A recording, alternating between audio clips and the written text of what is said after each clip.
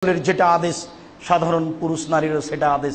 এই কথা বলার পরে সুম্মা যাকারা রাজুলা, একটি লোকের আলোচনা আল্লাহ রাসূল করলেন। ইতুলি সাফারা, যে লম্বা সফরে রয়েছে, কয়েকদিনের সফরে রয়েছে। আসাসা আকবারা, মাথার চুলগুলি এলোমেলো হয়ে গেছে, ঠিক মতো গোসল করেনি, ঠিক মতো মাথায় চিরনি করেনি, বিপদে পড়েছে। ওয়ায়ামুদ্দু ইয়াদাইহি, আল্লাহর দরবারে হাত তুলে প্রার্থনা করছে। বিপদে পড়ে হাত তুলে প্রার্থনা করতে হয়।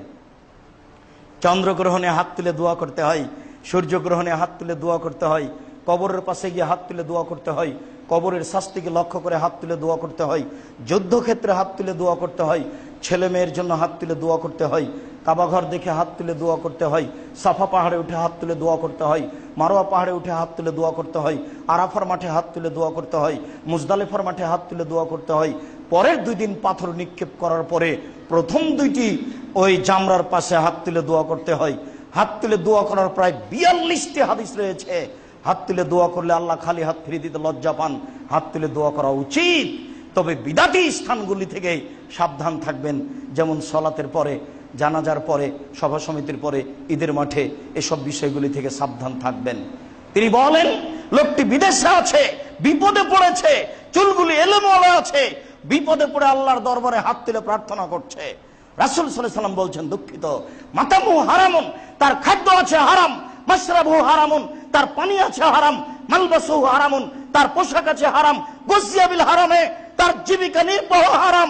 আন্না ইস্তাজাবা লাহু, তার দোয়া কি করে কবুল হতে পারে?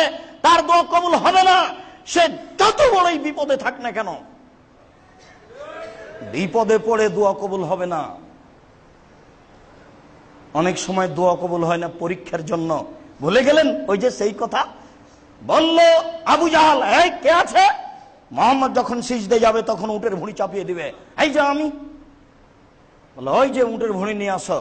মোহাম্মদ সিজদায় গেছেন সাল্লাল্লাহু আলাইহি সাল্লাম, ও উটের ভুঁড়িটা নিয়ে এসে চাপিয়ে দিল। অট্ট হাসি দিচ্ছে, একজন আর একজনের গায়ে হিলে পড়ে। কে যেন বলল, ফাতেমা, তোমার আব্বার অবস্থা এই।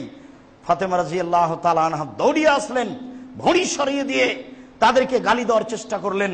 আল্লাহ রাসূল মাথা উঠিয়ে তাদের জন্য বদদোয়া করলেন, আল্লাহ, উতবা, শাইবা, ওয়ালিদ ইবনে মুগিরা, আবু জাহাল, এদেরকে তুমি ধ্বংস করো।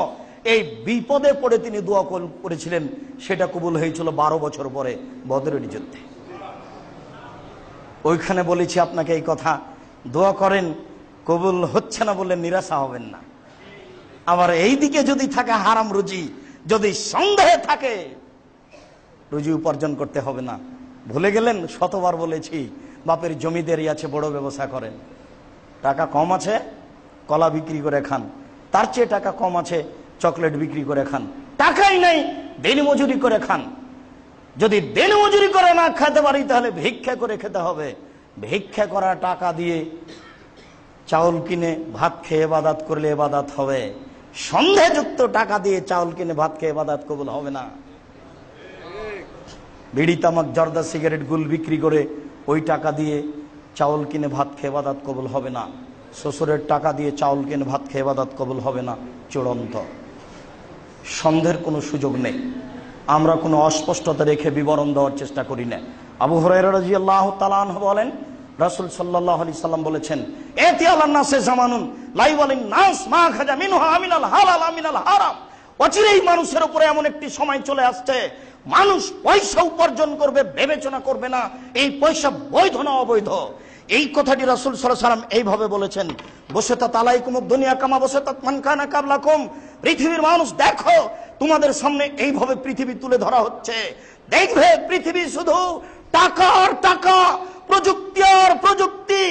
এই দেখো, আল্লাহ রাসূল বলছেন, শুধু টাকা আর টাকা, প্রযুক্তি আর প্রযুক্তি। আমি আমার উম্মত দরিদ্র হয়ে যাবে এই ভয় করি না। আমার উম্মত এই পয়সার পিছনে পড়ে যাবে, পৃথিবী তাকে ধ্বংস করে দিবে, প্রযুক্তি তাকে ধ্বংস করবে, এই ভয় করি। হুজুর বলছেন 100% হালাল জিজিয়েন। হুজুর বলেন এই কথা। হুজুর বলেন ডেস্টিনি বৈধ, আমি বলছি ডেস্টিনি হারাম। তখন বলছে, আব্দুর রাজ্জাক সাহেব, কোর্টে এসেছি, বিরুদ্ধে কেস করবো, এই জন্য করে দেখা করবেন। দিনাজপুরে ডেস্টিনির বিরুদ্ধে বলবেন না, পা কেটে নেব। আমি বললাম, কাটার পরে। কোনোদিন পিছা হটা লাগেনি, ভবিষ্যতে লাগবে এটা বিশ্বাস করি না ইনশাআল্লাহ। ওইটা আমার মাথাতেই নাই, ওটা আমি হিসাবই করি না। সম্মানিত উপস্থিতি, পরিস্থিতি অতীব জটিল।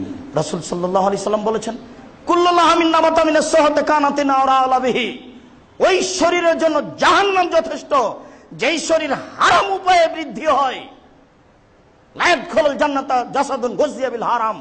ওই শরীর জান্নাতে যাবে না যেই শরীর হারাম উপায়ে বৃদ্ধি হয়। সর্ব বিষয়ে বৈধ উপার্জন করার চেষ্টা করি। আল্লাহ আমাদের তৌফিক দান করুক।